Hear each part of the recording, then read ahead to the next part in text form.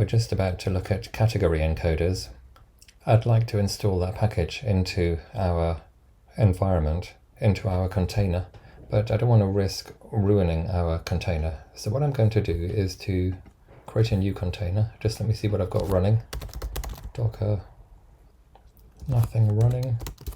And I've got the normal mlenv stopped. I don't want to mess around with that. So I'm going to create a new container called mlenv2.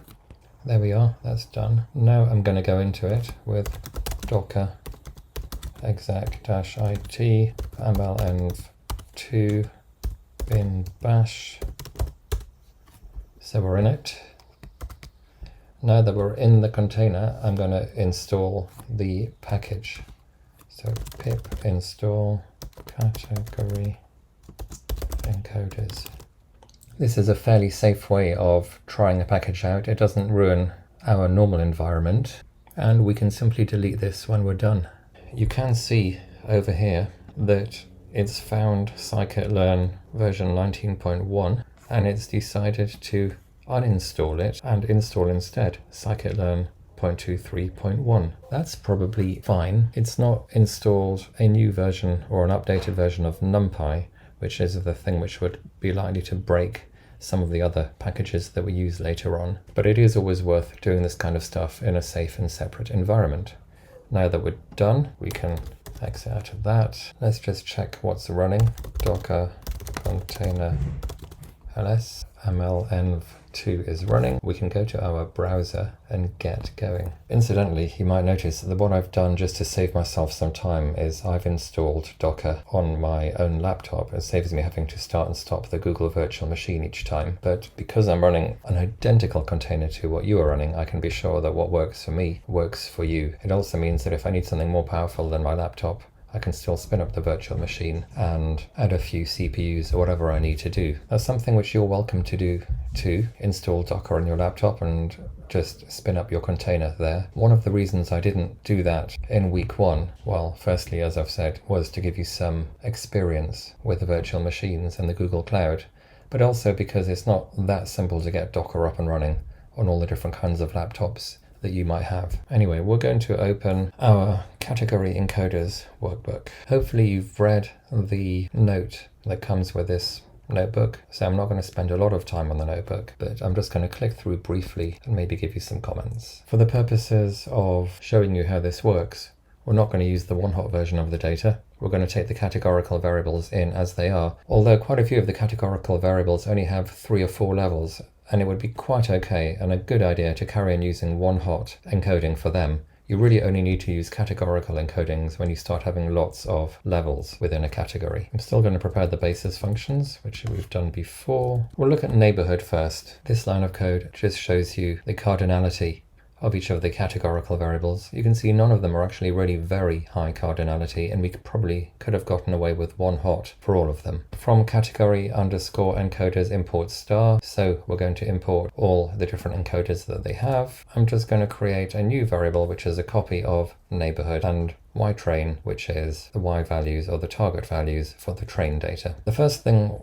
we went through in the note was the ordinal encoder, which just replaces the categorical variable with an integer. If there are 10 levels of the categorical variable, there will be 10 integers stored in the same column. We're going to create some train data. Here we instantiate the ordinal encoder. We call it enc for encoder. We fit it, and then finally we transform the categorical variable, store it in an array, and put it back on the data set.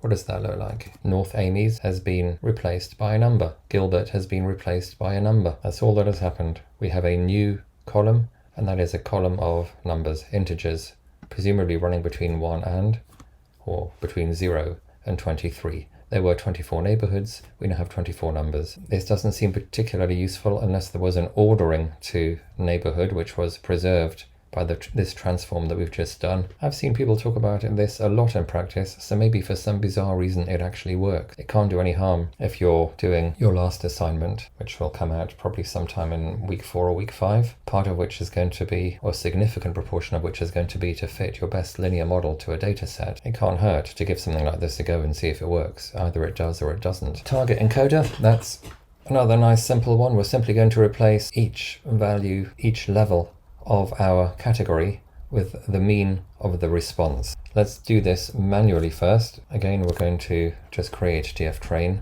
to make sure we're working with the original data. We'll first do this ourselves. Neighborhood category and sale price grouped by the neighborhood category and take the mean. So we should get 24 means. What's the mean for North Amy's? So the average sale price in North Amy's is $145,000.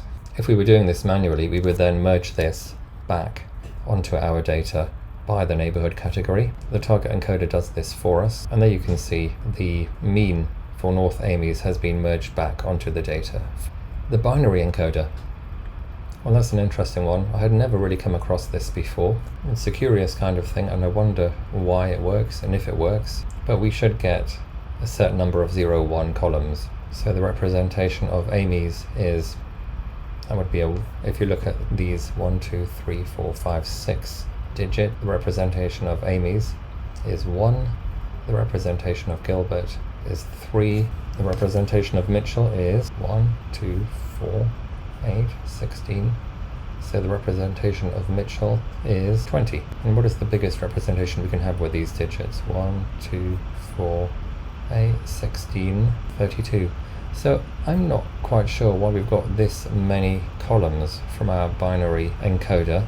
We only have 24 categories, and they surely could be represented by 16 plus 8. Yeah, they could be represented by these first 5 columns. So I'm not sure about that. The hash encoder, I seem to remember there was an argument for the hash encoder which decided how many digits it was. N components. So it normally has 8 components, which is going to mean 8 bits. For the sake of it, let's make that a bit smaller. And there you have it. The feels a little bit like the binary encoder. The binary encoder will always ensure there are no clashes and will have as many columns as it needs, whereas the hash encoder does not. And we're going to see, hopefully, that that's more or less deliberate and can actually improve performance and other aspects of your machine learning models. Leave out one encoder is the one I'm going to try. This is, what are we doing with this? We are going to replace the value of neighborhood with the mean of the target variable for that neighborhood, but excluding that line itself. So for each line you will get a slightly different mean for North Amy's, because in calculating the mean, that line will be excluded. I'm not very convinced about this noise parameter here. I think it would be much better to calculate the leave out one encoded mean without any noise, but then to use some kind of smoothing parameter according to how many examples that mean was based on. So if there's one neighborhood where there's hardly any houses, or maybe just 1 or 2 houses, then rather than take the leave out one encoded mean, I would suggest taking the average across all neighborhoods. And if there's a very large neighborhood which has loads of houses, then by all means use the average, and for other ones go somewhere in between. But in any case, here we go. The data has now been transformed. If you remember the hassle we had to go to one hot the data, this has encoded all the categorical variables. You can see MS subclass, the zoning, the street, everything has been replaced with the leave out one encoded mean. Now that we have that, we can do a quick regression. I'm coming down here and you can see that I'm using lambda search. I have to say I've had all kinds of grief with this lambda search. It seemed to be stopping early, and when I tried using it together with a grid search, I had a complete failure. I was completely unable to use lambda search and grid search together. The lambda search just seemed to stop working. I have not figured out if I'm doing something wrong here.